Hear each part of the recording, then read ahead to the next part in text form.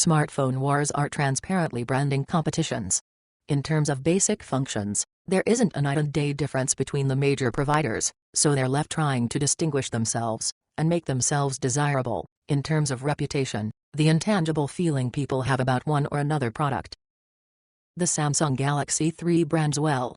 Competing with Apple's iPhone in the marketplace, Samsung's next big mobile phone is already here. Advertisement is notable for what it does do, and for what it doesn't. First, the ad cleverly ridicules Apple as geeky and, much worse, the choice of old people. Between the stabs, Samsung customers are portrayed as smart, attractive and down-to-earth. In the commercial, iPhone users begin suspecting that they'd rather be hanging out with Samsung people. They'd rather be cool like them, and smart like them, and cutting-edge like them, and, probably, they'd rather dress like them too. What's not very clear from the ad, however, is exactly what has drawn the cool people to the Samsung product. Yes, there are brief references to easy video sharing and the Galaxy 3's big screen, but little more. In terms of basic facts and certainties, the ad doesn't do much to show why you should want a Samsung more than the phone you have now. It does, however, create the sense that people do want it, and you want to be like them. Overall, Samsung's spot is disarming because it's humorous, and it's also sharp because its alchemy creates desirability. Finally, the ad is also very effective. It has about 18 million hits on YouTube. That's a lot of views by people who choose to use their own time to watch, enjoy and absorb the message about what they're supposed to want.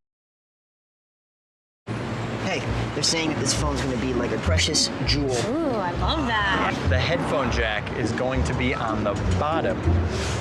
I heard the connector is all digital. What? What does that even mean? Who knows? I'm psyched. Welcome back.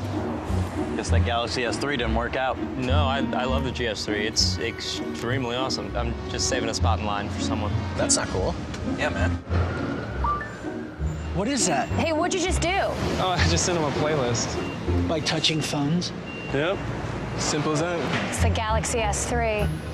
Hey! Hey, Mom, Dad. Oh, thanks for holding our spot.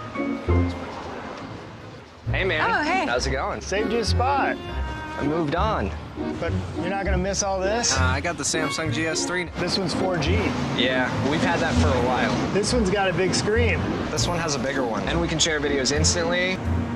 The next big thing is already here, the Samsung Galaxy S3. The contrast is severe with the more cell phones than toilets video. The 75 seconds, which feel like 5 minutes, starts out with the number 7,074,460,207, the world population.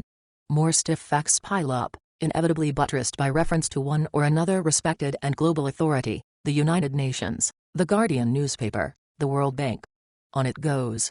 We're told that 6 billion people in the world have cell phones, and only 4.5 billion have toilets. The United Nations considers this circumstance dire as the lack of proper sanitation leads to disease and infection. Disease related to poor sanitation is the #1 killer of children in Africa.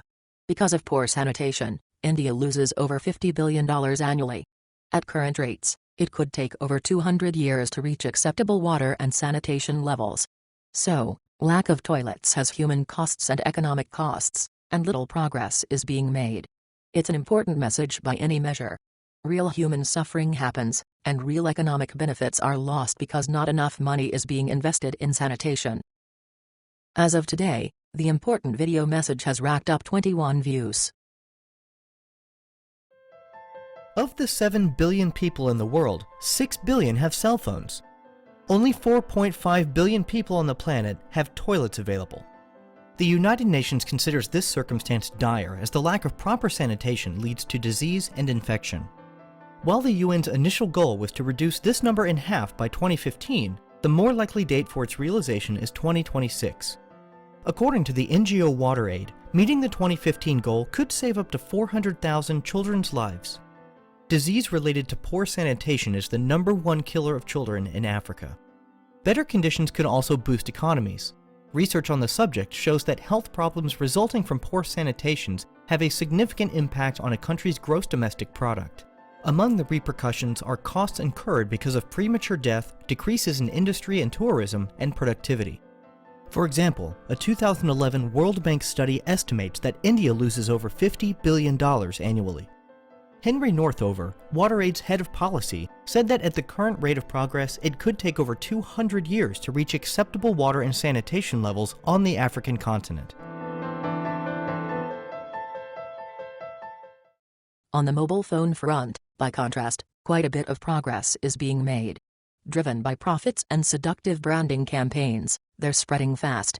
Statistics accumulated by one compiler in India can be portrayed as a hockey stick graph.